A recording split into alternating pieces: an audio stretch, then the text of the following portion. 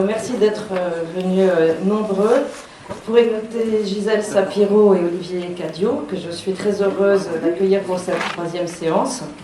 Je m'appelle Danielle Perrault-Corpet, maître de conférence à la Sorbonne et coordinatrice du cycle de rencontres fiction littéraire contre storytelling, forme, valeur, pouvoir de la littérature aujourd'hui, dont j'ai le plaisir d'ouvrir, donc maintenant, finalement, la troisième séance.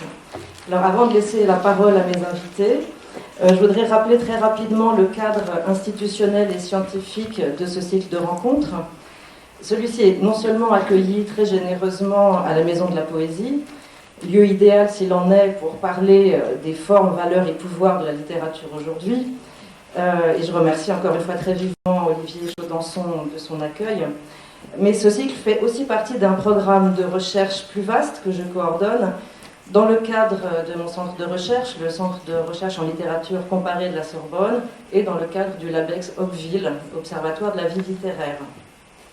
Alors pour résumer en quelques mots la teneur de ce projet de recherche, je me permettrai de reprendre en fait ce que je disais ici même il y a 2 semaines, puisque ça a un peu changé. Alors, donc ce programme Fiction littéraire contre storytelling, sous-titré un nouveau critère de définition et de valorisation de la littérature, point d'interrogation, essaye d'apporter des réponses, 2 cycles de rencontres en colloques et autres journées d'études, à des colloques, etc., qui auront lieu jusqu'en 2016, apporter des réponses aux questions nouvelles que posent aux chercheurs en littérature la diffusion planétaire du storytelling. Le storytelling ou communication narrative, cette stratégie communicationnelle qui est née dans le monde de l'entreprise outre-Atlantique il y a environ 25 ans, avant de s'étendre à la politique et au discours médiatique en général. Le storytelling, c'est-à-dire une stratégie qui s'appuie sur le récit, qui raconte une histoire, pour faire passer un message contenant une injonction forte à acheter ceci, à voter cela, à suivre tel ou tel modèle de conduite. Donc ce storytelling pose les questions suivantes. Dans ce bain narratif indissociable du monde néolibéral est devenu le milieu naturel de l'expérience de chacun, à quelles conditions peut-on parler de récit littéraire ? Quelle place pour le récit en littérature ? À l'heure où l'art de raconter des histoires est devenu aussi, et à grande échelle, un instrument de domination économique, politique et sociale, rien moins que littéraire. Et justement, que faut-il entendre par littéraire dans ce contexte précis qui est le nôtre aujourd'hui ?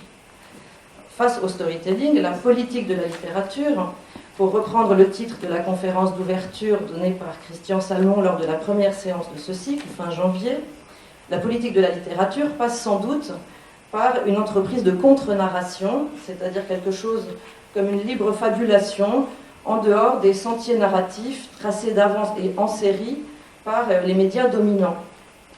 Christian Salmon donne une idée de cette contre-narration qu'il voit à l'œuvre dans certaines pratiques narratives minoritaires, dans la conclusion de son fameux ouvrage de 2007, Storytelling, lorsqu'il cite le manifeste publié par le cinéaste Lars von Trier en 2000, intitulé « Défocaliser ». Manifeste qui s'en prend à ce que Lars von Trier appelle la vénération du contour tout-puissant au détriment du sujet dont il provient. Donc je cite à mon tour Lars von Trier. « Ce sujet, qui est peut-être le vrai trésor de la vie, s'est volatilisé devant nos yeux. Comment le transmettre, le décrire ? Le défi ultime du futur est de voir sans regarder, défocaliser. Dans un monde où les médias se prosternent devant l'autel de la netteté et se faisant vide la vie de toute vie, le défocalisateur sera le communicateur de notre époque, ni plus ni moins. » Défocaliser, c'est un précepte qui me semble assez adapté pour rendre compte, au moins en partie, de l'art de conter selon Olivier Cadiot, dont le narrateur décide au début d'un Mage en été, paru en 2010, de fermer les yeux pour voir les choses, car on ne voit pas de la même façon. Parce qu'on ne voit pas de la même façon les yeux ouverts.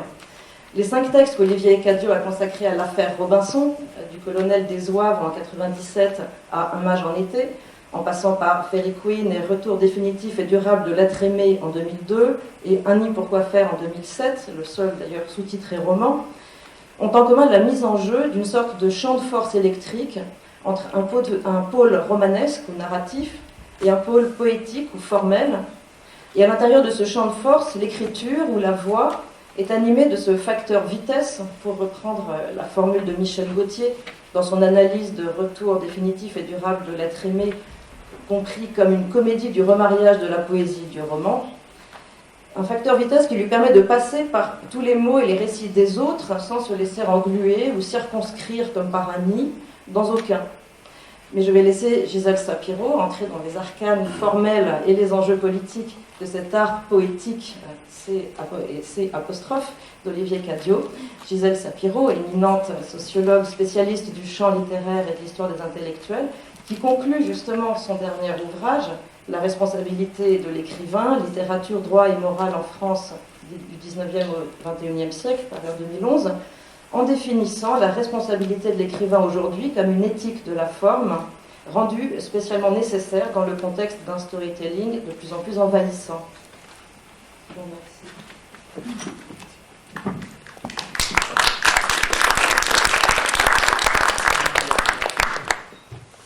Merci beaucoup Daniel pour cette introduction et pour avoir organisé ce cycle et nous inviter dans ce cycle. Merci à Olivier Champsanson et à la Maison de la Poésie de nous recevoir ici dans ce lieu qui est propice à ce type de réflexion. Je suis contente que Daniel ait mentionné la notion de récit, parce que dans l'intitulé du cycle Fiction littéraire contre storytelling, j'étais gênée par la notion de fiction, parce qu'il me semble que c'est le récit littéraire qu'il faut opposer. La question qui se pose, c'est moins celle de la fictionnalité, puisqu'il s'agit... il peut s'agir de faits réels, on peut parler de faits réels en littérature. Cette opposition fiction-non-fiction, en fait, elle est importée très largement des États-Unis. Et dans la tradition française, la littérature a toujours englobé la non-fiction. Donc, pour moi, ce qui se pose, c'est plus la question du mode de narration que celui de la fictionnalité. Et je crois que la littérarité, enfin on va en discuter, peut-être que Olivier ne sera pas d'accord avec moi, mais réside dans ce choix du mode narratif, des principes de composition du récit, de la forme donnée au récit, même si, et je suis aussi d'accord avec lui, comme il dit dans beaucoup d'entretiens, qu'on ne peut pas dissocier la forme du contenu. Je pense qu'on va y revenir. Je suis préoccupée aussi par cette question de récit, parce que c'est un moment où il y a une injonction aussi pour ma spécialité, pour les sciences sociales, une injonction de renouer, soi-disant, enfin renouer, je ne sais pas avec quoi on renoue, mais avec le récit, et récit étant sous-entendu comme narration littéraire. C'est-à-dire qu'on suppose que la littérature consisterait à raconter des histoires et les sciences sociales devraient s'en inspirer. Or, ça me paraît totalement faux. Enfin, je pense que la littérature moderne a justement rompu avec toutes les formes conventionnelles, toutes les formes convenues du récit, de la biographie. Elle a fait exploser les notions de biographie, les notions d'intrigue, le message, les personnages bien campés. Elle a épousé les points de vue de ces personnages, elle a pris la forme du monologue intérieur, elle a tenté de suivre le flux de conscience. Bref, on ne peut pas du tout, il me semble, identifier, je pense que c'est une évidence pour toutes les personnes présentes ici, mais c'est vrai qu'on voit cette idée circuler dans la presse. Et donc, bon, pour moi, l'œuvre d'Olivier Cadiot, et je suis tellement contente qu'on puisse avoir cette discussion ce soir, parce que c'est une œuvre entre poésie, narration, théâtre, je pense qu'elle va plus loin dans cette mise à l'épreuve des modalités du récit. Et c'est pourquoi elle me paraît emblématique de la façon dont la littérature peut déjouer le storytelling, un peu comme Flaubert déjouait les idées reçues, en les englobant, en les comprenant, enfin en les contenant. Il questionne, il met en question, il met en abîme en fait les formes narratives. Alors je voudrais dire qu'on ne va pas forcément Enfin, c'est pas forcément le storytelling au sens très précis sur lequel a travaillé Christian Salmon et qui a mis au jour en fait ce processus d'appropriation du storytelling par les entreprises, par les pouvoirs politiques comme un outil d'instrument, enfin un outil au service de la transmission d'un message pour façonner les cerveaux. Mais je pense que plus généralement, ça nous questionne sur cette injonction narrative qui revient et qui s'est généralisée, qui circule aussi dans l'édition. Enfin, il y a une sorte d'attente. J'ai un peu travaillé sur les traductions de la littérature française aux États-Unis, et il y a tout le temps cette espèce de discours, on va peut-être y revenir, sur la littérature française raconte pas d'histoire, on ne sait pas forcément des gens qui ont lu quoi que ce soit de la littérature française, mais enfin ce sont des éditeurs qui ont un pouvoir décisionnaire de savoir qu'est-ce qu'on va traduire ou non. Et donc c'est une pression comme ça qui pèse sur dans le monde éditorial et qui revient. Alors les écrivains eux-mêmes se posent des questions, et je pense que Olivier s'en pose à ce sujet. En tout cas, dans son œuvre, j'ai repéré des passages où ceci est mis dans la Bible, est problématisé. Alors je ne sais pas si Olivier, tu voudrais lire un petit passage pour commencer, ou si tu voudrais réagir tout de suite. C'est un sujet difficile, faut dire. Parce que là, vous avez mis la barre très très haut tout de suite. C'est dur. Alors, on va dire, tu vas voir. Non, parce que c'est un sujet terriblement compliqué, ça me rend malade ce sujet. C'est ça le problème d'ailleurs. Les écrivains sont malades de ce sujet. On va parler de ça. Oui. Alors, en plus, tu as choisi, on a décidé de dire tu pour pas faire trop France Culture. Et tu as choisi un truc, alors c'est vraiment, j'ai honte d'avoir écrit ça. Mais ça commence. Voilà. C'est vraiment, la page est marquée un truc terrifiant. Ça m'est vraiment arrivé. C'est une soirée qui commence comme ça, un d'enfer. La fille aux cheveux d'or, le jeune type en Nike argent et costume 3 pièces, tergal orange, la galeriste neurasthénique, prématurément vieillie en tailleur, la japonaise surhabillée et soumise essaye de communiquer par geste sur un canapé défoncé. Faux love babylonien, etc. Toute une description du décor. Et moi, j'écris sur ma B, alors il y a 3 petits points. Vision subjective, et vous, demande le dandy en 3 pièces orange, nez pointu. P-I-T-E-A. Alors ça m'est vraiment arrivé, si vous voulez. Donc c'était vraiment du storytelling extrême. Ah, moi, je suis photographe, répond émerveillée la japonaise. Macro, viande, poisson, Siba 4x3, mouche à damier, c'est kamikaze 2, kata, kata, hihi. Elle fait la bouche, en agitant sa tenue en plissé noir. Rire, miam miam, rire interminable, dépliant ses bras. Elle a raison. 8 stades de fermentation repoussent et attirent sélectivement une série de bêtes différentes, attirées dès la fin des derniers instants par l'odeur des orifices encore frais du mort. Ça va vite. Je vais me faire au moins 300 plaques, ça c'est la partie dont j'ai un peu honte. Poursuit l'orange. J'ai 18% de droit, il y a un moment où ils te proposent de même. Ça les éclate de dire qu'il faut se faire baiser à la petite salope de machin, j'ai dû lui mettre à 18. C'est écrit vite fait bien fait, c'est absolument antiprofessionnel, c'est pour ça que ça va marcher. No style, c'est que du cul. Écrit genre rédaction 4e, ça le fait un maximum. Autofiction totale. C'est du cul société avec un triple viol par le père psy ex-prêtre du point de vue de la femme sur un ton naturel. C'est un vrai miroir du collectif. On évite le sang public, aucune envie d'aller dans le mur, plus c'est dur, plus c'est cool, absolument. Aujourd'hui, il est plus novateur de regarder à nouveau l'étrange société dans laquelle on vit, plutôt que de chercher à créer des formes avant-gardistes, non? Absolument, répète la japonaise fascinée. Je glisse, je bouge sans cesse, il croit que je danse, j'esquive, jeu de jambes infime, déplacement, droite, hop, glisser, hop, c'est mon sport, en avant, je m'appuie sur les basses profondes au fond de la musique, je glisse. On dirait du Schumann derrière des embryons de piano, des débuts de rangs sans parole remixés avec des bruits tronçonneuses, ou le son sourd d'une clouteuse qui traverse une planche de chêne toutes les 2 secondes. La musique avance. Petit module tendre en travaux, 5 bluettes sur dynamite obligée. Une mélodie sort, s'instance. Sonate pour travaux publics. Je glisse, je suis dans le rythme, j'esquive, etc., etc., etc. Après, il rencontre ce héros rencontre un cinéphile amnésique. Il l'attrape et qui lui... la scène se termine, il essaie d'échapper à cette espèce de violence, de parole, par un nouveau sport. Je glisse, je me décale de 6 mètres de côté. Je cours 7 foulées, d'abord en ligne droite, puis en courbe, penché comme une moto dans un virage de circuit, impulsion maximum, je saute au-dessus de lui. Quand on est dans l'air, il faut continuer à pousser vers le haut, c'est plus dur. Donc j'ai un peu honte d'avoir écrit ça, c'était en 2000. c'est assez vulgaire, en plus sorti de son contexte. C'est un peu facile comme critique du storytelling ambiant de la fin des années 90.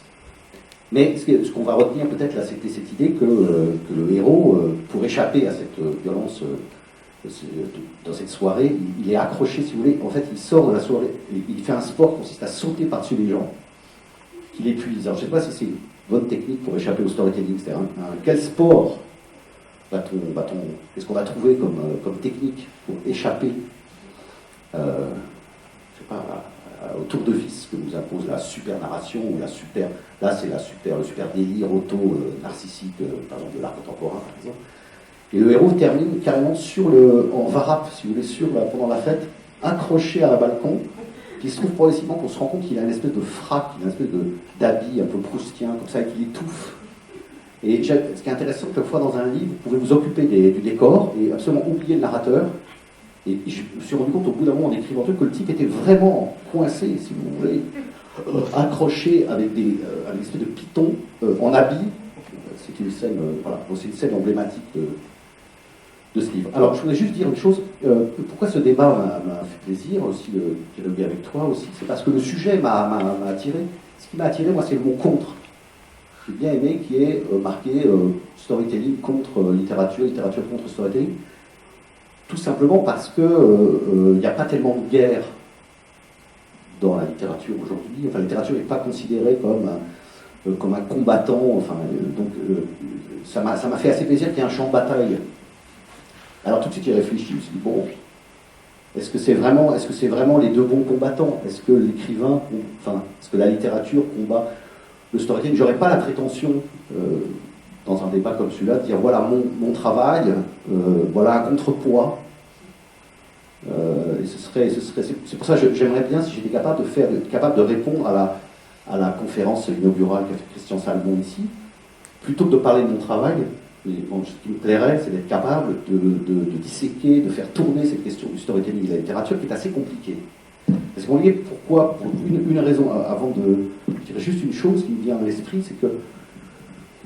c'est que les écrivains ne sont pas des penseurs, sont pas des historiens des idées. Donc, ils sont perdus, chacun est perdu tout petit. C'est Fabrice à Waterloo, quoi. Et si vous voulez, on a beau légiférer chacun de nous sur des périodes, faire des histoires, en disant ah oui, il s'est passé ça, maintenant il se passe ça. En fait, il y a une confusion très compliquée, parce qu'on est à la fois cobaye et observateur. C'est très très délicat cette position. Alors vous me direz, c'est peut-être en hallucinant cette position, c'est peut-être en la travaillant et en l'intégrant qu'on peut peut-être produire des livres qui questionnent justement cette bizarrerie, cette bizarre position d'être plongé, si vous voulez, dans la bataille, et de temps en temps de monter sur un monticule, d'avoir une petite jumelle 2 minutes, comme sur 30 pour Napoléon, 2 minutes, si vous voulez, et redescendre dans un endroit où vous comprenez. Simplement, ce qui se passe, qui est amusant pour moi qui étais éduqué dans une secte qui est l'art moderne, et qui, je vais vous raconter peut-être après comment je suis fidèle à cette secte, et infidèle, c'est justement ça qui est bizarre dans mon affaire. Comment, au fond, il y a une sorte d'inversion, si vous voulez. Quand la modernité, disons, jusqu'aux années 70, on dit toujours qu'elle s'écroule en 80, on dit c'est fini les grands récits, etc. Enfin bon, la modernité, c'est pas arrêté comme ça, c'est comme une vague très qu'on ralentit.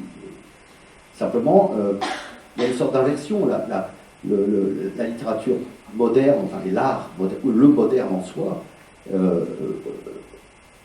est d'une richesse, et pour le coup, il faudrait faire si vous voulez, la fable du moderne, l'histoire du moderne, c'est un storytelling prodigieux. Si vous regardez Greenberg et l'histoire de l'art, l'histoire c'est absolument sidérant, si vous voulez. Ce qui s'est passé, c'est qu'avant, maintenant je vous mets dans le champ de la littérature, et non pas dans le champ de la politique, de la publicité, du commerce, mais dans le champ de la littérature, l'opposition entre, si vous voulez, pour simplifier, entre tel quel des années 70 et Michel Déon, je dis n'importe quoi, enfin quelqu'un entre, si vous voulez, qui avait la ruse, qui avait un vocabulaire, une sophistication, des références d'une complexité énorme, c'était les modernes. Et il se trouve que ça s'est inversé. Et c'est très, très, très passionnant. Parce que moi, je commence la littérature au moment en 78, 79, 80, au moment où, soi-disant, ça s'arrête, la modernité soi-disant. Enfin, on passe aux années 80. Hein. Et si vous voulez, moi, comme un très jeune écrivain, c'est pour ça que je dis qu'il y a une bizarrerie entre le rapport petit et grand, petite histoire et grande histoire. Moi, je commence au moment où l'art moderne s'arrête, soi-disant, et moi, je commence comme un jeune homme à devenir moderne au moment où c'est déjà fini. Et ce qui est merveilleux, c'est que moi, je suis une génération qui a pu se permettre d'utiliser le vocabulaire prodigieux de l'art moderne au sens large, peut-être sans être obligé de le manifester à coups de poing. C'est-à-dire de sortir. Moi-même, j'ai fait, c'est complètement paradoxal, j'ai tout essayé pour supprimer le combat, pour disparaître, pour dire on va pouvoir prendre la modernité et la pousser, la réutiliser, mais de manière presque comique. Ça, c'est-à-dire, on peut prendre Duchamp, on peut prendre l'art conceptuel, on peut prendre tout ça, on n'est pas obligé de s'énerver, on peut s'amuser avec ça, s'amuser et produire des œuvres, se servir de ces outils pour parler d'autre chose au fond, on n'est pas obligé d'être malarméen, quoi. On peut se servir du tombeau d'Anatole, et vous voyez ce que je veux dire, on n'est pas obligé de faire un système presque fermé, quoi. On peut faire un système. Et alors, je suis parti d'une génération paradoxale qui a finalement scié la branche sur laquelle j'étais assis, et je me retrouve maintenant, 30 ans après, dans un deuil, non pas du moderne qui moi-même m'épuisait dans sa version, au fond moderne, dans sa version revendicatrice, mais dans la disparition progressive du combat. Et donc c'est pour ça que je suis heureux d'être ici, c'est parce que je veux bien, on se bagarre, et je voulais savoir avec qui, quels sont les protagonistes de ce champ de bataille, et ce qu'on peut faire. Je pense que là, il y aurait... Oui, on est déjà dans le vif du sujet, il me semble. Oui, je pense que les écrivains ne sont pas seuls dans ce combat. Et puis, moi, effectivement, je pense que le milieu littéraire est touché aussi par ce combat en interne. Dans un entretien dans les temps modernes, paru récemment, tu dis l'expérimental a encore excité les gens jusqu'en 99, et puis le easy reading a pris le dessus. Et cette notion de easy reading, c'est intéressant. Enfin, moi, j'y vois la traduction de ce qui s'est passé dans l'édition, c'est-à-dire des effets des concentrations et de la nécessité. Il y a une description par John Thompson de ce qui s'est passé dans le monde éditorial anglo-américain depuis les années 90, sous l'effet de ces concentrations et sous l'effet aussi des agents littéraires qui ont commencé à fabriquer des livres à tour de bras pour atteindre les 15% attendus par les financiers. Il y a même la notion de mind the gap, c'est l'écart entre le chiffre réalisé et le chiffre à atteindre. Mind the gap, ça veut dire qu'on va fabriquer un bouquin en 15 jours pour le vendre à quelques millions d'exemplaires. Et donc ça, ils savent le faire. Et ça, je pense que la description du easy reading que tu fais là, c'est une sorte de raccourci saisissant de cette histoire-là. Et qui rejoint celle du storytelling d'une certaine manière, parce que c'est tout le temps, le discours, c'est il faut des histoires que les gens, qui intéressent les gens. Alors la question du combat, je pense qu'elle est plutôt celle du easy reading, celui qui justement ne nécessite pas un moment où les facultés cognitives sont occupées par des dizaines et des dizaines de choses. C'est l'histoire du patron de TF1 qui voulait contrôler les neurones des auditeurs. Je pense que la différence entre ce que fait ce type de littérature, c'est de solliciter en permanence les fonctions cognitives des lecteurs, des auditeurs, et pas d'établir une sorte de routine du récit, en fait. Après, c'est difficile. Bon, il y a une description du pitch qui est très intéressante parce que le pitch, c'est effectivement ce qui fonctionne aujourd'hui dans le milieu du cinéma, de l'édition. Donc il y a un tout petit passage là que j'avais repéré, si tu veux bien le lire, qui est... Voilà. Ça, je vais avoir honte aussi. C'est ça. Ah oui. Mais ça, c'est... Ça me fait penser, et ça c'est oui, c'est toujours pareil, c'est un cinéphile amnésique. Ça me fait penser à quelque chose là, vous savez, le film là qu'ils ont traduit par Voyage au bout de l'enfer, parce que c'est un titre idiot, par en riant, en tenant par le revers de la veste, allaitement, avec des montées en quasi-hutte. C'est idiot, ce titre loupe toute une partie du film, justement, la chasse aux daims. où le gars revenu du Vietnam décide au dernier moment de ne pas descendre l'animal qu'il fixe dans un plan magnifique de montagne. 10 corps sur découvert de ciel, c'est beau avec la figure du frère bloqué là-bas, on ne sait pas dire ma jambe passerait, jambe dans le noir. Voilà, il limite un travelling terminé par une grue porte-voix du réalisateur hurlant action. Il s'arrête comme si elle allait pleurer. Scène de fin formidable où, comment il s'appelle déjà l'un de celui qui revient, c'est très dur à lire à haute voix, ça c'est vraiment pas facile, parce que ça, il faudrait presque, je sais pas, il faudrait faire une dramatique radio avec plein de voix. D'ailleurs, c'est justement, quand c'est pas lisible à haute voix comme ça, je pense que c'est une manière de lutter pour le coup contre l'illisibilité. Enfin, c'est que justement, à la lecture, je peux faire une petite parenthèse, à la lecture silencieuse, la mise en page de la typographie aide. Là, à la lecture en c'est pas facile. En 5 secondes, un bon pitch fout en l'air la journée de celui qui l'entend. Une idée tellement simple et originale qu'elle peut se dire en une seule phrase. Un homme veut une femme, mais un maléfice s'en empêche. Une mère découvre que sa fille de 8 ans est une criminelle récidiviste. Une jeune femme qui a reçu un moto de vison sur la tête lors d'une dispute conjugale est prise pour une milliardaire, etc. Emballé, c'est pesé, tendu. Non mais, ok, mais alors c'est compliqué parce que si tu veux, si on commence à dire, alors d'accord, il y a des stylistiques d'un côté puis de l'autre côté, il y aurait de la littérature, c'est-à-dire quelque chose qui résisterait, cette fois-ci au sens architectural, la résistance des matériaux. Parce que c'est ça qu'on devrait observer là, on va essayer d'étudier ensemble. Qu'est-ce qui résiste hein? Qu'est-ce qui résiste? Et on ne peut plus dire que ce serait de l'écriture, c'est pas parce qu'il y a de l'écriture. Ou alors qu'est-ce que c'est l'écriture? Alors tout le monde, on est au-delà de l'action du style, bien sûr. Mais c'est pas parce qu'un livre... Et ça justement, c'était la doxa de la secte dont je viens. C'était de dire l'illisibilité comme attention, hein, parce que dire ça, déjà, c'est très très compliqué. Je me suis interdit de dire les choses comme ça en public, parce que ça peut... Ça jette le bébé, le bain et la baignoire en même temps. C'est très compliqué de dire ça, parce que c'est presque du fiquet le crotte, quoi, si on pousse un peu sur le mais c'est vrai, c'est un truc de réac, profondément, de se moquer, si vous voulez, de l'illisibilité comme on peut dire à ce moment-là, on peut jeter Blanchot aux orties, comme ça, avec un principe aussi mais il y a quand même quelque chose qui a une valeur, puisque c'est le mot que vous avez employé pour ouvrir l'élection des valeurs. Alors qu'est-ce qui serait la valeur de l'écriture? Pendant longtemps, moi je me suis dit, il y a de la valeur parce qu'il y a quelque chose qui résiste, d'invisible, paradoxalement. C'est quelque chose qui n'est pas... Mais j'étais en train de recréer, au fond, c'est un problème, c'est que là on est en train de reconstruire de l'art pour l'art, c'est le danger de ce colloque.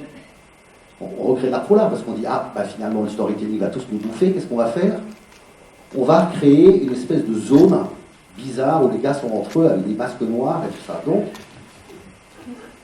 c'est tentant, si vous voulez. Mais c'est pas ça l'histoire. C'est compliqué parce qu'il y a des gens qui écrivent des livres extrêmement simples, qui si vous voulez, qui donnent aucun gage pour appeler la modernité ou à l'expérimental, et qui sont remarquables.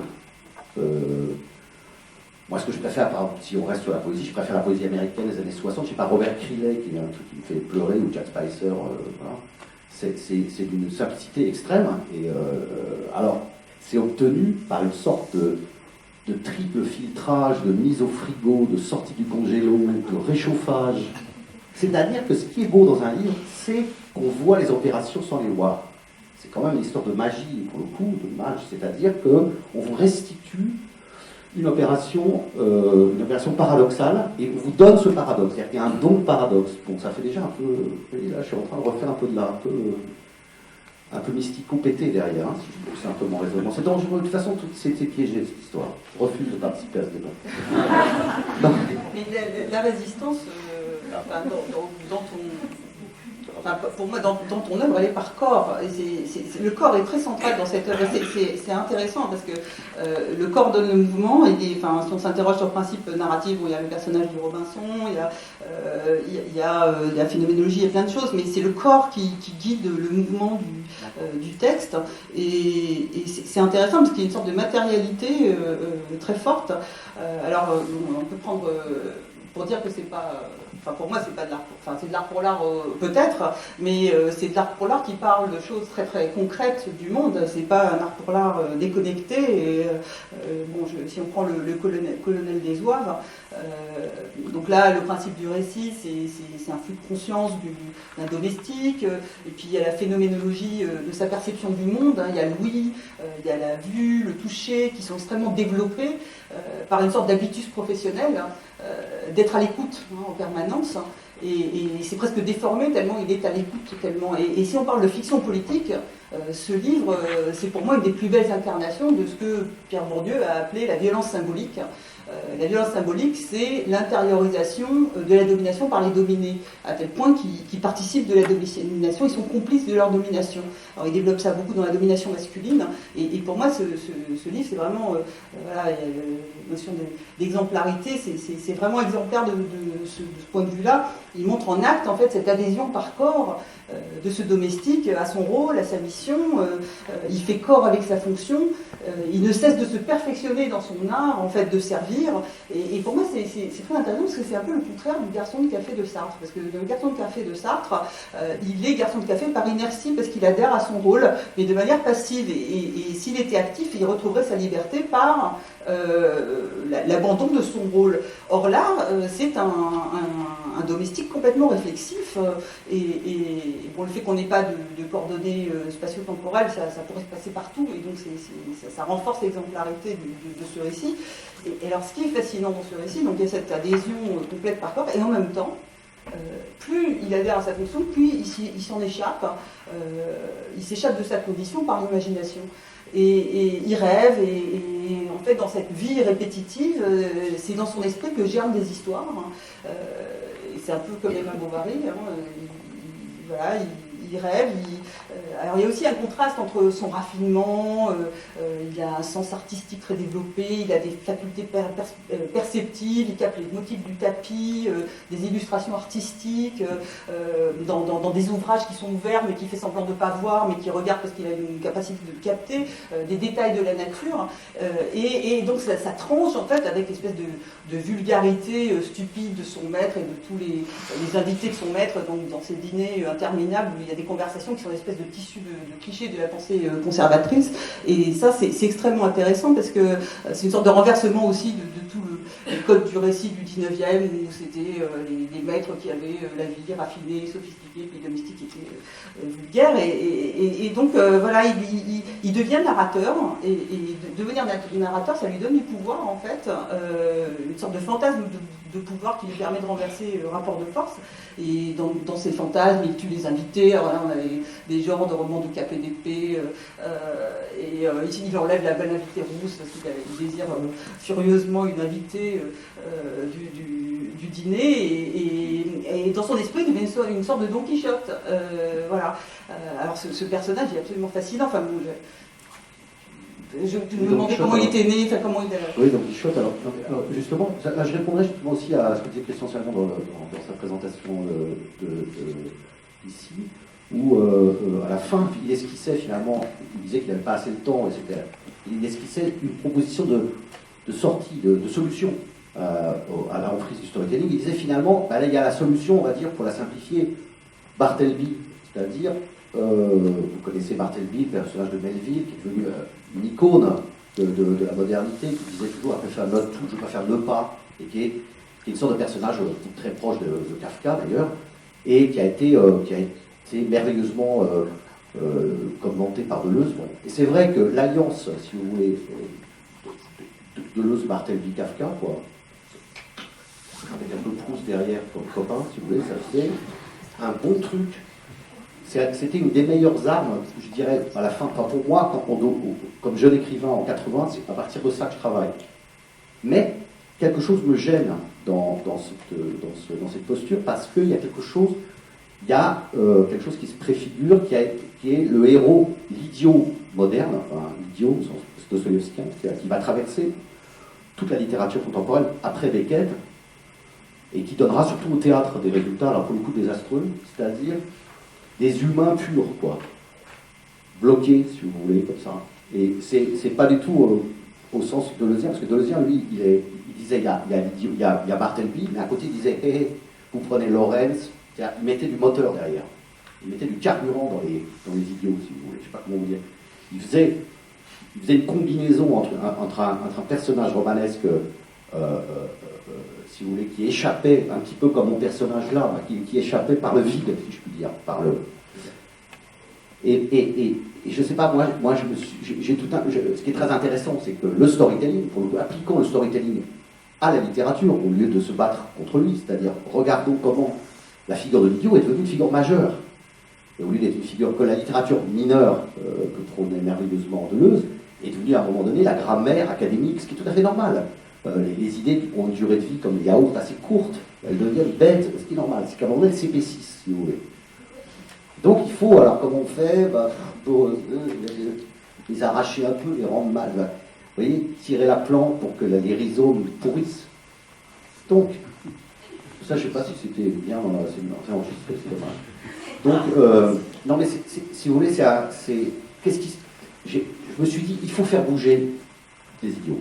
Alors, on va mettre en mouvement, je n'ai pas pensé ça de manière stratégique, c'est idiot, ça, c'est Piazzaoui qui disait, tiens, c'est intéressant d'essayer de faire bouger les héros de Beckett. Qu'est-ce que ça voudrait dire que Malone meurt, qui se réveille, qui devient un agité du bocal? Il l'est, mais c'est une sorte d'immense grabataire qui déjà préfigure la mort de la modernité, enfin, une sorte de Christ de la modernité. Et moi, ce que j'ai fait, et je pense que j'ai fini ce cycle, c'est pour ça que je le mets ici presque en désespéré, parce que j'ai fini mon histoire en 7 livres, et j'ai vraiment utilisé un personnage, un seul, c'est une sorte de Robinson constructiviste, si vous voulez, avec qui je fais vivre des aventures comme tu viens de décrire. À un moment donné, il est domestique. C'est un peu un James Bond, quoi, une série. D'ailleurs, c'est du storytelling. Il s'appuie à chaque fois sur un genre. Le storytelling aussi est un art, vous voyez que c'est compliqué. Ça s'appuie à chaque fois, sur le pastiche. Il y a un rapport au pastiche. C'est-à-dire que pour séduire les gens, il faut aussi leur redonner quelque chose qu'ils connaissent. Enfin, c'est pour ça que j'ai l'admiration, j'adorerais faire du storytelling. Finalement, c'est ça que je fais très bien. Si je pouvais avoir une équipe avec moi, si je pouvais avoir Christian Salgourou à la maison, c'est-à-dire ce que disait Godard, quoi. À Hollywood, pourquoi c'est bien, ils vont tous à la cantine ensemble. Il disait cette phrase, ben oui, je pense qu'ils sont tous à la cantine. C'est-à-dire que les gars bouffent ensemble, la script, le type qui fait le maquillage, le soir, et tout le monde est ensemble, et on fait du cinéma. Qu'est-ce que vous croyez, les écrivains, ils sont tout seuls à la maison. Ils ne peuvent pas faire de storytelling, c'est un problème de moyens. Donc donnez-nous de l'argent pour faire des... Non mais sérieux, faisons des livres, comme on faisait au 17e, anonymes, mais à ce moment-là fait par une équipe de choc. Vous voyez, je sors moi, j'en avec moi. Attention, tu vas te faire embaucher là, tout de suite par une entreprise. Non, mais il faudra avec des spécialistes, un dialoguiste. Pourquoi est-ce que Jacques Audiard travaille, comprenez, pourquoi moi j'ai pas de dialoguiste? Je suis pas très bon au dialogue, par exemple. Pourquoi j'ai pas de dialoguiste avec moi? C'est idiot, quoi. Non. J'ai oublié ce que je voulais dire, tout ça pour dire que ce qui m'a intéressé, c'est pourquoi ce personnage m'a beaucoup excité, c'est que je ne sais pas contre quoi je résistais, j'en ai toujours à ça, je ne sais pas ce que j'ai dans la tête, je n'ai pas la prétention de faire un combat politique au premier degré, et qu'est-ce qui se passe, pourquoi j'ai passé, disons, 25 ans ou 30 ans à essayer moi-même d'échapper à quelque chose qui serait à la fois la pesanteur, encore une fois, du moderne, qui pèse comme une ombre sublime et dangereuse, enfin, c'est-à-dire presque abstraite comme ça, et comme le statut du commandeur, et en même temps vers la disparition avancée pour le désastre, l'autre désastre qui fait que tout d'un coup, effectivement, autour de moi, l'idée même que la littérature puisse être un combat endort les gens, enfin, à une vitesse en V. Si vous avez l'idée que vous parlez, mon éditeur m'a dit ne parle pas de littérature, je perds à chaque fois 10 000 lecteurs qui étudient le mot littérature. C'est très mauvais de dire littérature. Donc on s'est égaré, mais ce que je voulais dire, c'est pourquoi j'ai pensé à l'agitation. Je me suis dit, un héros agité par rapport à un héros moderne qui serait, donc je reviens là-dessus, un héros fixe, comme ça, un héros, sorte de Roland de Roncevaux, un peu bloqué dans les montagnes, si vous voulez. Et je pense qu'à un moment donné, que c'est un échec sur la longueur. Je dirais que, bon là, je ne dis pas que mes livres sont un échec, mais je suis dans une période, par exemple, où j'ai perdu mon narrateur, parce que je l'ai fait tellement. J'ai fait un dernier livre où j'ai rejoint finalement des choses assez autobiographiques. J'ai réussi à le rendre de moins en moins storytellingien, et de plus en plus, je ne sais pas comment dire, de plus en plus, pas sincère, ce serait absurde, mais de plus en plus chargé d'autobiographie, au point que maintenant, il a explosé, et là, je me retrouve dans une situation très bizarre où j'ai plus de transfert, j'ai plus de sujet, j'ai plus rien. C'est embêtant. Parce qu'un narrateur, c'est très bien. Donc, si vous voulez, ce que je veux dire pour conclure, le storytelling est intéressant si on pouvait voler, au fond, ces méthodologies et les dériver. Je vous donne un autre exemple. J'ai fait en 80, pour gagner ma vie, j'étais dans la pub, par exemple, j'étais chez Publicis. Bon, j'étais très mauvais rédacteur, je comprenais absolument pas, parce que je croyais qu'il fallait inventer quelque chose. Qu'il fallait inventer des slogans, quoi. Renault 19, allez, c'est tout neuf, je sais pas. Je n'arrivais pas, parce que je n'avais pas compris, au fond, le principe de storytelling qui consiste à simplement faire ce que les gens veulent, leur resservir le petit déjeuner, enfin un truc, le petit déjeuner froid, mais avec une cloche dessus. Et donc j'ai mis un temps fou à comprendre ça. J'étais mauvais, mais en revanche, j'ai vu ce que c'était, et je reviens là-dessus, sur ce que c'est que faire de la mise en page. J'ai vu ce que c'était que discuter avec des gens en équipe, j'ai vu ce que c'était que monter à la radio, j'ai vu ce que c'était que tourner des films, comme on voit dans les trucs absurdes au Mexique, avec 50 personnes pour faire un 30 secondes en cherchant un arbre dans la jungle. J'ai vu des trucs tellement absurdes, mais j'ai fait une revue avec Pierre Alféry dans les années 90, qui s'appelle la Revue de littérature générale, où j'ai utilisé à fond toutes ces méthodes qui sont des méthodes qui sont des technologies, parce que le storytelling aussi c'est une industrie.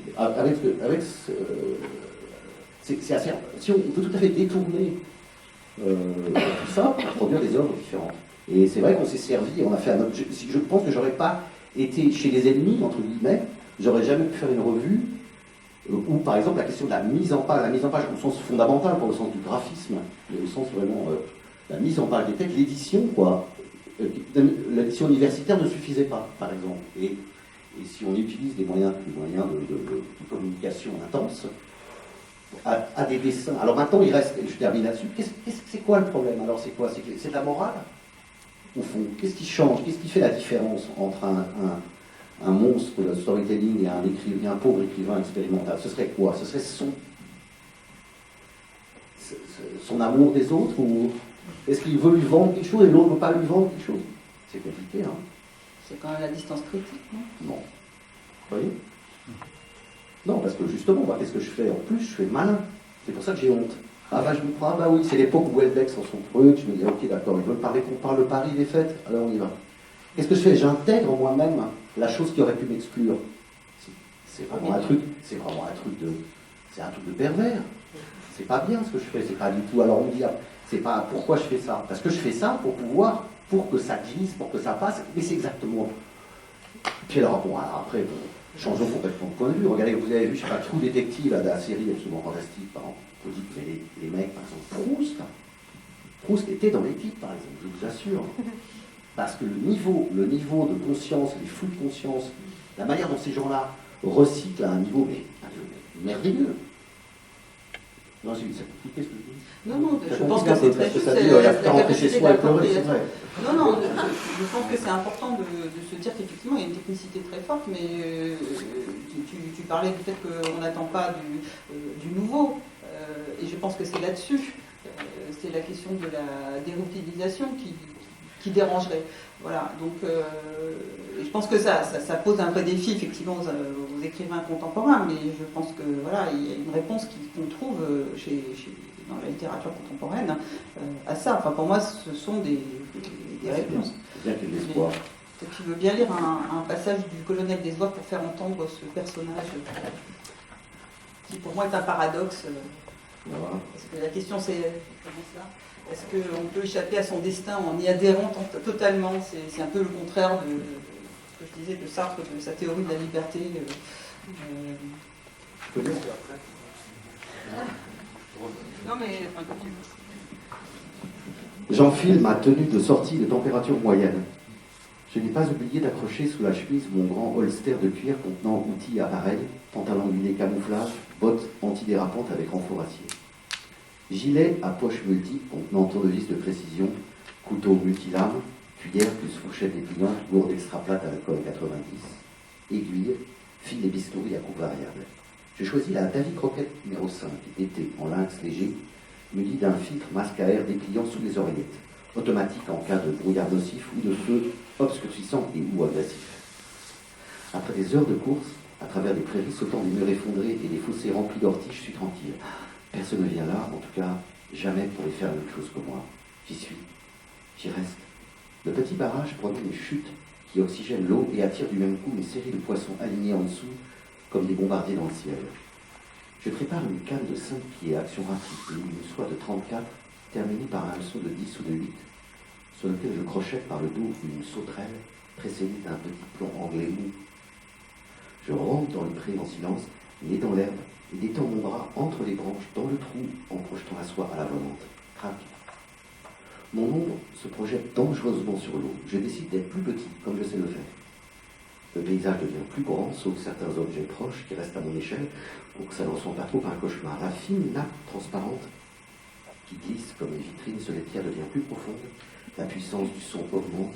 Je tire sur le fil par secousses pour donner une allure naturelle à la sauterelle morte à la surface du trou. Augmentant l'oxygène, le barrage active les particules en suspension dans l'eau. Petit fétu flottant en suspension dans l'eau froide. Idéal cadavre pour l'escadrille dans l'embuscade. Je franchis les mètres rouges perçants qui me séparent de nous. Regard rapide sur image dans livre ouvert sur table. Absorption profonde. Hop. Boîte 80 sur 45 de large et 20, contenant un jardin miniature entourant un bassin enfermé par les pans à bois qui en font les murs. Les feuilles des arbres en cuivre oxydé sont trop grosses pour le tronc. Sycomore, région, 11e dynastie. Maquette. Pourquoi faire? Dynastie de quoi? Et les oiseaux microscopiques qui seraient cachés dans ces énormes feuilles. Comment font-ils? Je serai dedans avec eux. Je suis bien. J'y suis. J'y reste. C'est ma vie rêvée. J'entoure les branches comme le trapéziste la grève. Comme on doit le faire. Je suis de l'autre côté, à l'intérieur du creux d'air, encastré dans le vide, caché derrière le verre. Je suis en réserve de la nature, plein des recensements, je n'ai plus rien. Qu'est-ce que vous fabriquez? Monsieur s'intéresse à l'art égyptien maintenant. Regard circulaire sur l'assistante en cercle, plus les yeux au ciel. Qui n'en est pas un d'ailleurs, d'art strictement dit, puisqu'il est avant tout funéraire. Disons pratique. Ne peut-il s'empêcher de digresser au profit du public familial et allié? Prenez ce livre, Bessie, et puis après on viendra me parler d'échanges culturels. Je continue à lui tendre le plateau avec un discret affaissement du menton terminé par un infime sourire de modestie. Ah non, non, monsieur, bien sûr, mais c'est bien que jamais. Oh, jamais. Il saisit le verre et l'avale d'un trait. La lutte des classes, reprend-il, sautant sur la petite estrade installée là pour d'éventuels musiciens. La lutte des classes, c'est soi-disant quand c'est chacun pour soi. Eh bien, quand on essaie d'aider les gens, ça ne sert à rien. Il y a un moment où les gens sont adultes, on leur marche au travail pour des prunes. Parfait, merci, allez, ça va, me dit-il à moi, brusquement baissé, pour ramasser une possible cendre de cigare tombée par terre à 4 pattes sur le tapis. J'entends à peine sa voix tellement je suis avalé vers le sol. Je suis allongé dans les motifs du tapis central qui trace les allées d'un labyrinthe ferré rouge. On peut les suivre en collant ses yeux très traits. Promenade myope à la hauteur du grain des choses. Je suis une miette dans les haies de laine verte. Mon nom est truc, machin, robe, je sais pas, je suis avalé dans les allées du paradis. Je chante, bouche fermée, c'est une rose que je trouve, faut toujours toi, j'entends plus rien. Je suis une miette dans les haies de laine verte. Mon nom est truc à gauche. Je suis une miette dans les haies de laine verte. Mon nom est truc à droite. Je suis une miette.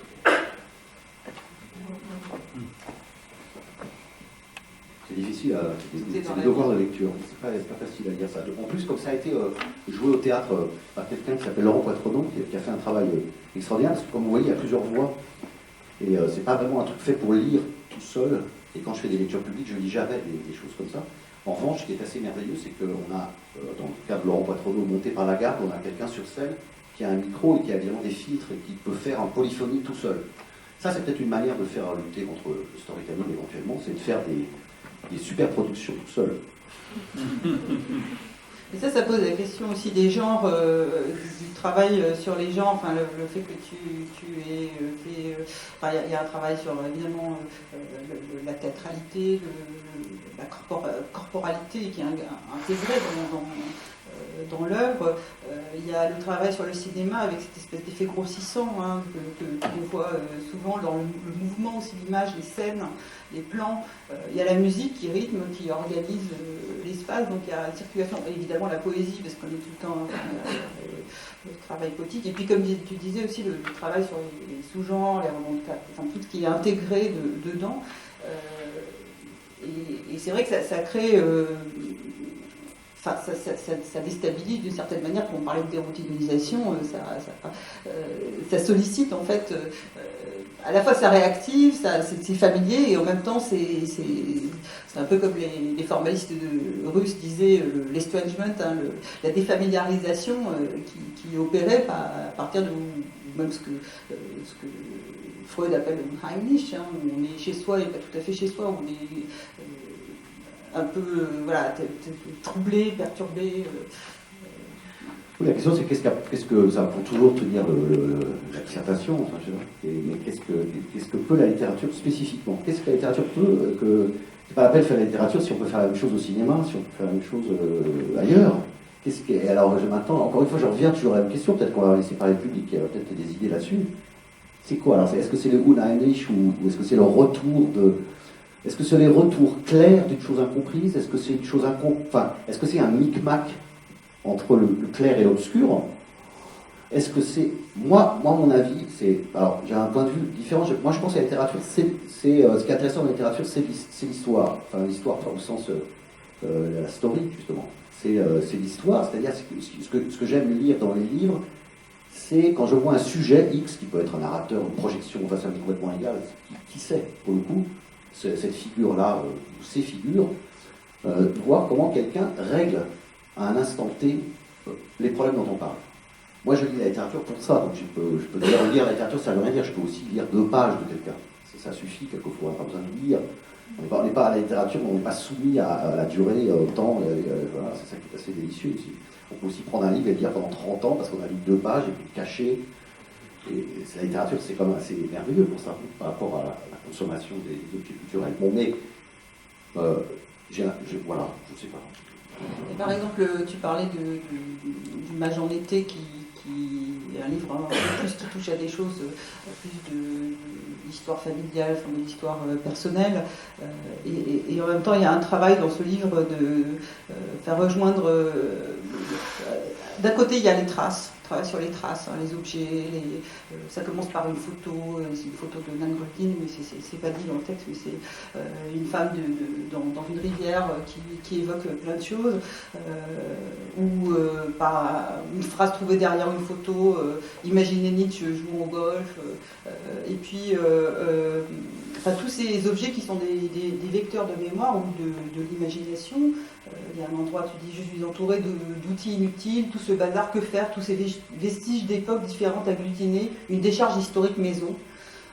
Et là, de nouveau, on est dans une sorte de phénoménologie de la perception de ce qui est le flux continu de la perception matérielle, des objets matériels autour de nous, qui demande effectivement une histoire, des histoires pour donner sens à ces traces, à ces objets. Et donc ça pose aussi la question de la temporalité, qui est aussi symbolisée dans le livre par la rivière, puisque la rivière, c'est celle dans laquelle se sont baignés les ancêtres. D'ailleurs, il y a un très beau, il y a cette figure aussi d'Eliphas Lévy, hein, ce qui est le mage en fait qui relie l'histoire familiale à l'histoire avec un grand H. Voilà, donc il vit une série de réincarnations, cet Eliphas Lévy. Donc il y a tout un travail, il me semble, là, pour atteindre... c'est la quête en soi, je pense, qui est là l'objet. Et voilà, donc moi ça me semble que c'est une rupture, en fait, avec les récits historiques tout construits qu'on nous sert. Enfin, c'est une manière de repenser l'histoire autrement. C'est une autobiographie, en fait, négative, puisque je trouve que le héros dit, pour simplifier, dit des coups qui descendent peut-être d'un mage familialement qui en fait dit non, pas bien, je ne sens pas d'un mage. Donc en fait il est vrai que moi j'ai une histoire personnelle très curieuse, j'ai découvert récemment dans un coin de ma famille au XIXe siècle un mage très très bizarre qui se pensait qu'il était une réincarnation de Rabelais, ce qui est assez pas mal. J'ai fait quelques recherches sur lui, je me suis rendu compte qu'après, la personne qui s'était réincarnée en lui, c'est Alistair Crowley. Je ne sais pas si vous voyez, c'est un personnage très très bizarre. Peut-être que vous connaissez Alistair Crowley, c'est un personnage très angoissant, qui d'ailleurs a travaillé, a été storyteller pour Himmler dans les années 30, puisqu'il a fait travailler, il a été prof d'occultisme pour les SS, que je trouve un métier d'avenir. Et voilà, et donc simplement c'est une autobiographie bizarre, parce que je dis, je fais une dissertation en 3 parties, pour le coup, d'ailleurs, je fais en première partie, je suis un mage, super. Je suis un mage, je suis Rimbaud, quoi. Donc, j'utilise tout ce que j'ai fait avant, qui est un personnage extrêmement mobile, je vous parlais de ça tout à l'heure, un personnage en mouvement, et je résume ses capacités. Finalement, j'ai écrit des contes. Alors, au fond, ce que j'ai fait avant, c'est des contes de Grimm. J'ai écrit sur des personnages qui avaient des... Au fond, venant de Beckett, mais rendus comiques, ou comme dans les romans de Laurence Sterne. C'est-à-dire, j'ai des personnages qui voient plus loin, comme les bottes de 7 lieues, si vous voulez. Voilà. Ou l'homme qui valait 10 milliards, non, 1 milliard, je ne sais plus si vous faites le tour de cette série des années, de toute façon. Et donc j'ai dit, voilà, c'est formidable d'être mage, un beau, quoi. Et puis après, d'être mage, si on regarde vraiment l'histoire de ces réincarnations, c'est assez épouvantable, donc je suis pas mage. Puis après, il y a une 3e partie qui est pas mal, un peu comme en Hippocrate, une 3e partie, c'est pas si mal d'être mage quand même. Parce qu'on veut s'occuper des autres. Et donc le mage apprend à mourir, parce qu'il y a un livre assez triste. Il devient au chevet de gens. Voilà. Je crois qu'on s'est complètement égaré du sujet sur le télévision. Non, je pense pas. Bon. Voilà. C'est le mage fatigué. Le mage fatigué. Fatigue du mage.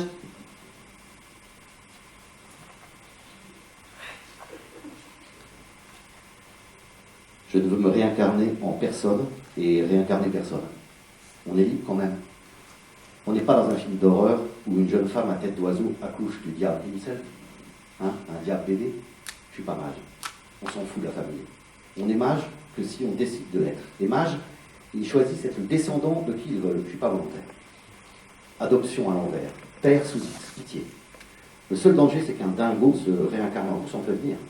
Mais vous êtes déjà mort, alors ça va. Une série de gens plongent les uns dans les autres et se dévorent.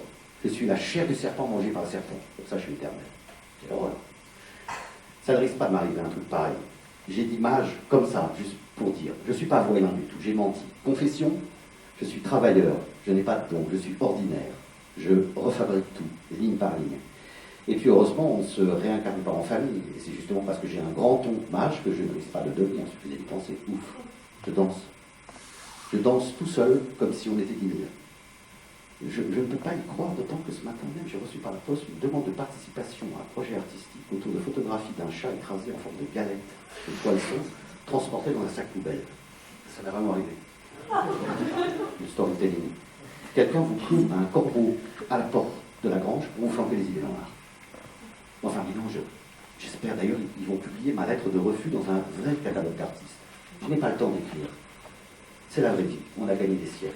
Je danse. Je danse avec la musique amplifiée de mon corps. Je suis positif. J'enlève une à une toutes les pensées mauvaises. Je les traduis une à une en chair. Je transvase posément. J'équilibre mes organes. Je sens les rouages. Je pense en volume et en masse.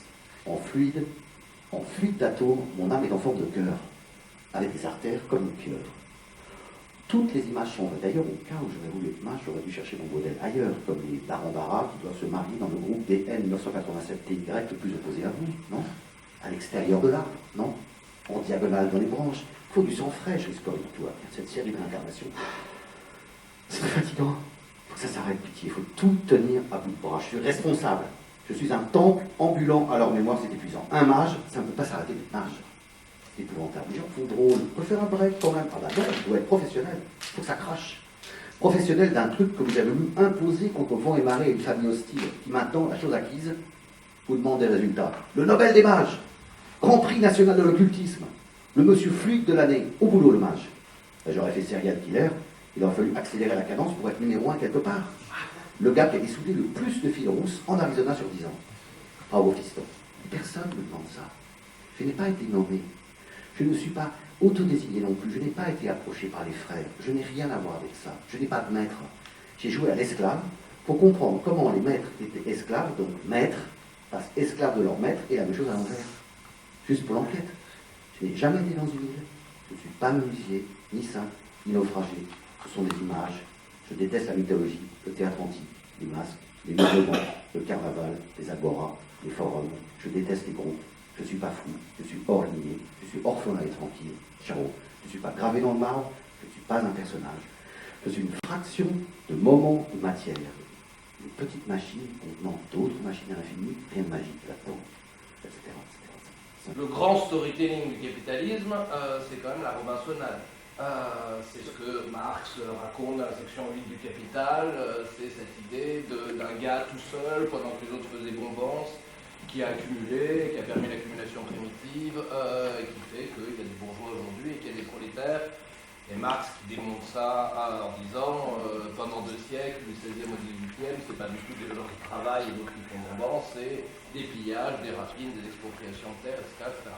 Et donc la figure de Defoe est devenue la figure de l'homo economicus capitaliste pur.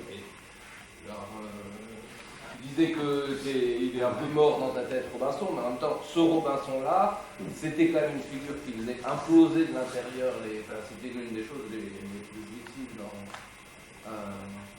tous les romans, jusqu'au mal, c'est quand même cette stratégie de faire exploser de l'intérieur cette grande Robinsonade capitaliste où l'homo economicus, au lieu de le critiquer ou de rétablir simplement la vérité, il me semblait que peut-être je me trompe, tu l'accompagnes jusqu'au bout, Sûr, oui. qui fasse tout exploser. Parle parce que Deleuze, quand tu parles de Robinson, par exemple, on parlait de Deleuze tout à l'heure, la haine, pour le personnage, c'est l'inventeur de la banque, quand même, Robinson, c'est monstrueux, c'est un monstre. D'ailleurs, j'ai toujours détesté ce livre de Deleuze, moi, ce qui m'a intéressé, c'est le Robinson suisse. C'est une famille qui est dans les arbres et qui explique, c'est alors, vois-tu, ceci est un serpent, etc. Ça c'est bien, c'est une famille déjà délirante. Enfin, l'Émile, quoi, version dans les arbres, au son, quoi. Et au fond, ce qui m'intéresse, c'est d'avoir vendredisé Robinson, quoi. Parce que le personnage, à chaque fois qui reprend une mission, il ne sait pas voir, il ne sait pas entendre, enfin, il a plus de sens. Enfin, et chaque livre est un peu, c'est là où, pour le coup, c'est aussi du storytelling. Chaque livre est un petit roman de formation, un Bildungsroman, quoi. C'est-à-dire qu'à chaque fois, le héros apprend à respirer. Là, il s'en sort difficilement de lui-même. Ce qui est plus compliqué dans ce livre-là, c'est pour ça que j'ai fait exploser mon sujet, c'est parce que là, il est devenu vraiment, vraiment dingue. Il est psychotique, quoi. C'est-à-dire qu'il a vraiment le mage, c'est sa propre famille, et donc c'est très difficile de s'en sortir après un livre pareil.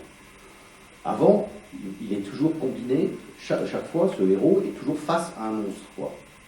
Vous avez entendu le maître qui parle, c'est des gens qui parlent trop. Qui parlent trop et qui sont des machines autonomes. Le cinéaste, le cinéphile, ça. Et donc, ce qui m'intéresse, c'est justement de prendre le héros beckettien, pour revenir là-dessus, de prendre le héros quasi mort, enfin Malone meurt, reprend du galon, si vous voulez, et à chaque fois passe une épreuve avec un monstre. D'ailleurs, pourquoi je suis passé au roman, pourquoi j'ai abandonné la poésie strictement graphique, c'est-à-dire qui m'a tout passionné pendant des années, c'est parce que la poésie ne me permettait pas de faire entendre la violence assez. Parce que la poésie que j'aimais, moi, elle est proche du haïku et de l'Amérique, enfin, de l'Apollinaire, quoi. C'est difficile de faire entendre la violence dans les poèmes. Donc là, ce dispositif, finalement, le maître est toujours extérieur, et lui, c'est une sorte de vendredi.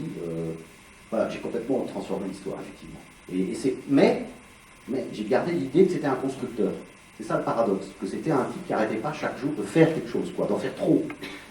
Parce que ça, c'est quand même intéressant parce que c'est la figure du roman. Qu'est-ce qui se passe par exemple, aussi dans L'île mystérieuse de Jules Verne?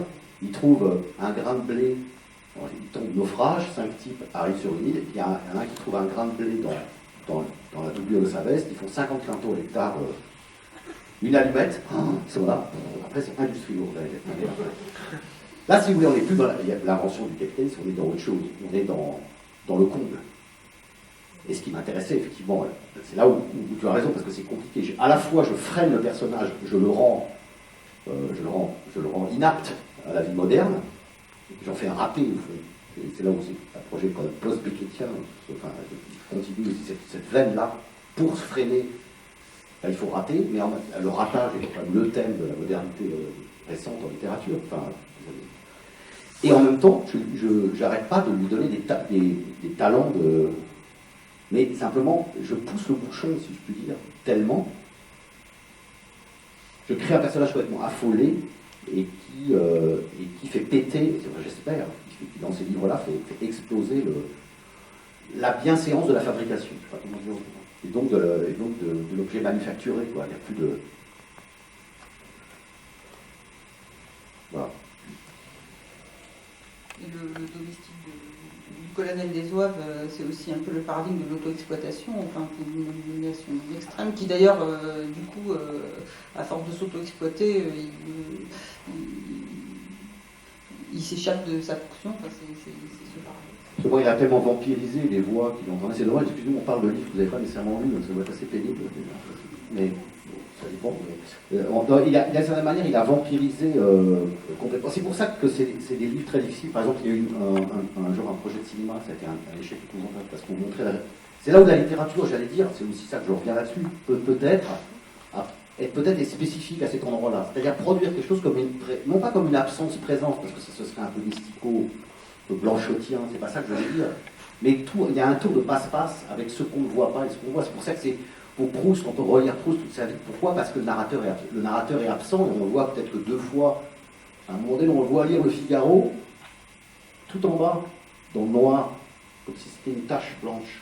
Petite, on voit le journal avec une petite tête, on le voit peut-être une fois sur 3000 pages. Donc il y a quelque chose avec l'absolue présence et la disparition. Par exemple, je ne sais pas comment on peut faire ça au cinéma, enfin encore au cinéma, faire d'autres choses. Il y a aussi des tours de passe-passe, de présence-absence, des manipulations comme ça. Et donc ça c'est vrai que cette présence du maître et cette absence du maître, par exemple, c'est inadaptable ailleurs. Ce serait bien de voir ce qui serait inadaptable, peut-être, l'inadapté. Alors au théâtre ça marche parce que justement c'est sans décor, donc c'est comme une performance. Donc pour faire ça ils ont fait quelque chose qui me fait plaisir parce que j'ai beaucoup de mal avec le théâtre, c'est qu'ils ont mis l'acteur dans une situation qui serait une situation presque de poète sonore.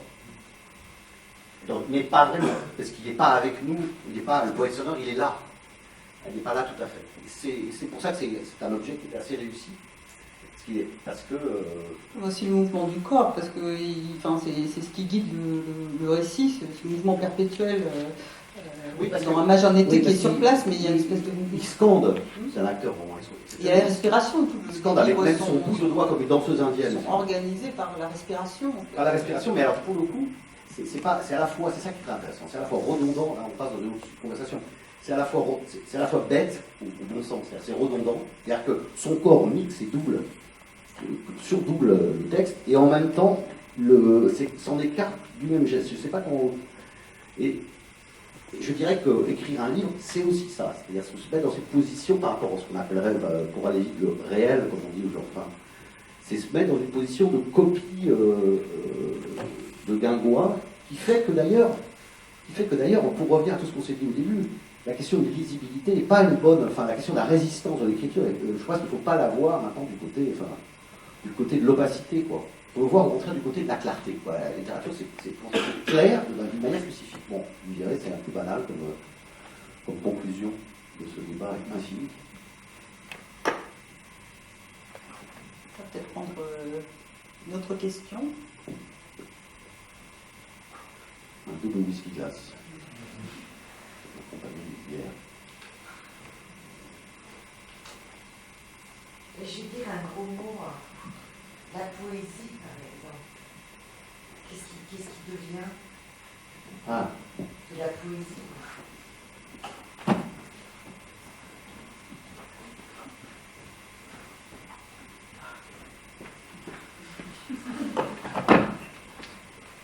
Alors, bon, ça c'est une bonne question, parce que moi, dans ces 8 livres, ça c'est ma petite histoire, et moi j'ai fait disparaître la poésie progressivement, parce que il se trouve une chose très extraordinaire, parce que j'ai adoré faire ça, et qu'à un moment donné, tout formalisme affiché, tout graphisme, tout dispositif, tout matérialisme de la poésie m'ennuie. Alors que je n'aime que ça.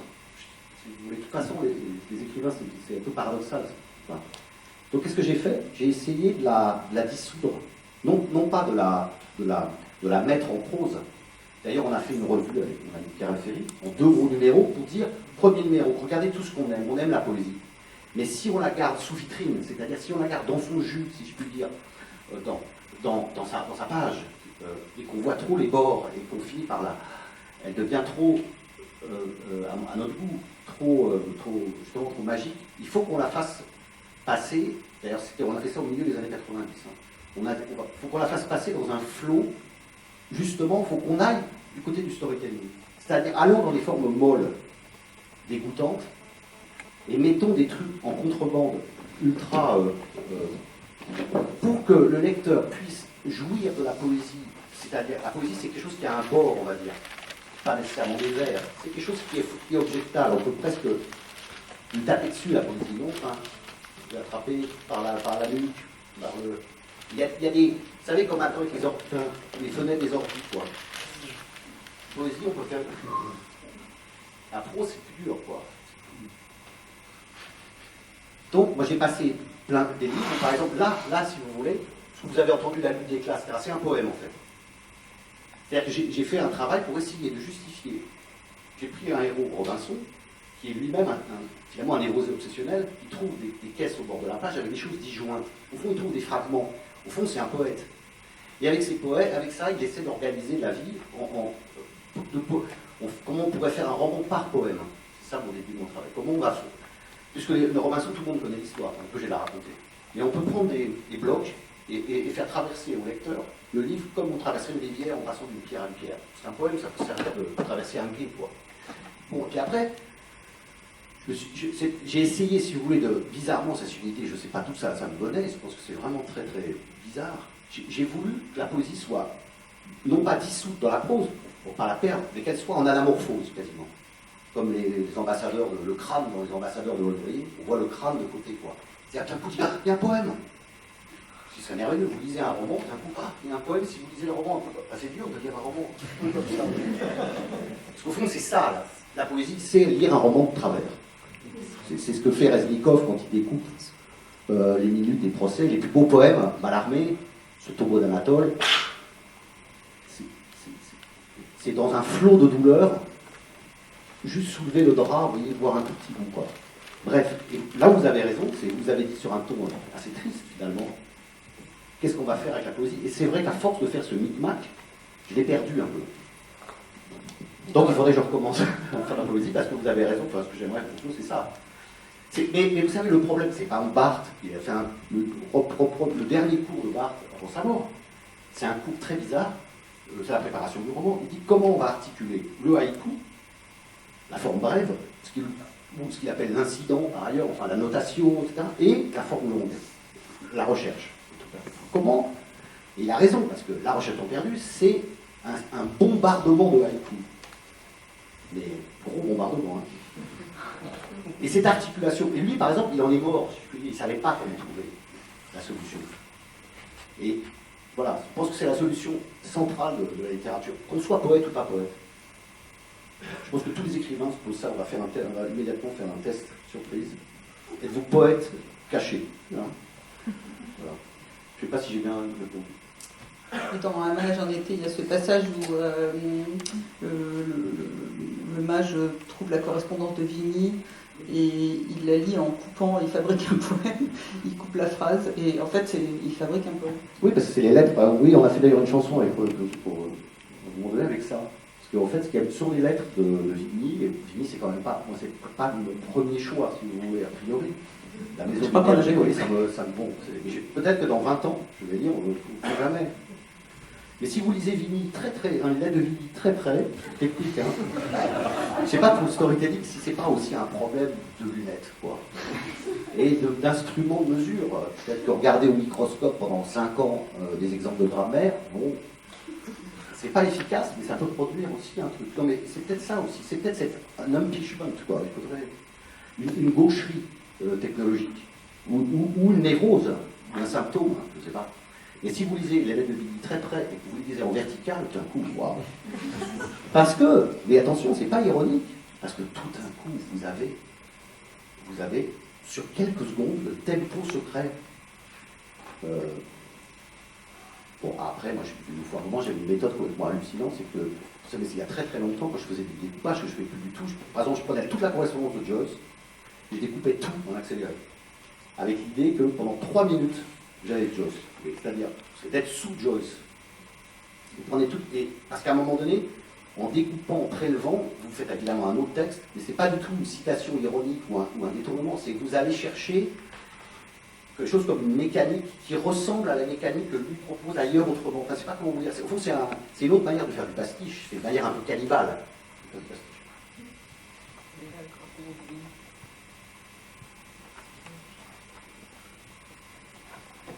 On va s'arrêter maintenant. Vigny, quand même, c'est curieux. Regardons de plus près. Je colle mon œil sur les pages. Je rentre à l'intérieur du texte. Je lis en vertical. Ah, c'est nouveau. Je coupe la moitié des lignes. Ça s'arrange. Ça fait des petits blocs avec des lettres énormes, avec du flou autour. Ah, un vertige autour d'une loupe. Je sais bien que tu craignais quelque chose. Je coupe. Tous les moyens, aujourd'hui, par ton cœur. Je coupe. Dans le bien, pour moi, en tout ceci, est que je coupe. Tendresse que je ne te...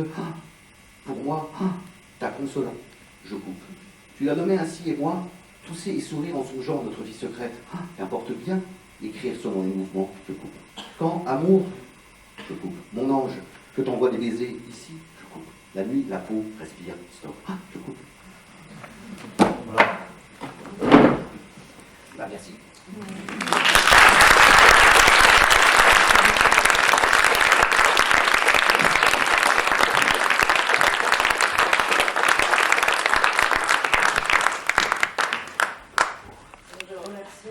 Très chaleureusement Gisèle Sapiro et Olivier Clavier pour cette magnifique discussion. Et donc pour ceux qui ne sont pas complètement désespérés par la question du storytelling, ils peuvent venir assister le 16 mai à la Sorbonne, à la Maison de la Recherche de Paris 4, plus exactement, à une journée d'études intitulée « Face au storytelling, selon quels critères définir la fiction littéraire ». Je pense qu'on n'arrivera pas au niveau de réflexion que vous avez eu ce soir, mais enfin, on s'efforcera de réfléchir quand même. Voilà. Et puis les deux prochaines et dernières séances du cycle de rencontres à la Maison de la Poésie auront lieu le 3 juin. Emmanuel Bouju recevra Nicole Caligaris, Noémie Lefebvre et Alban Lefranc. Et le 12 juin, Christian Salmon s'entretiendra avec Hugues Jalon et Antoine Bolodine. Voilà, je vous remercie.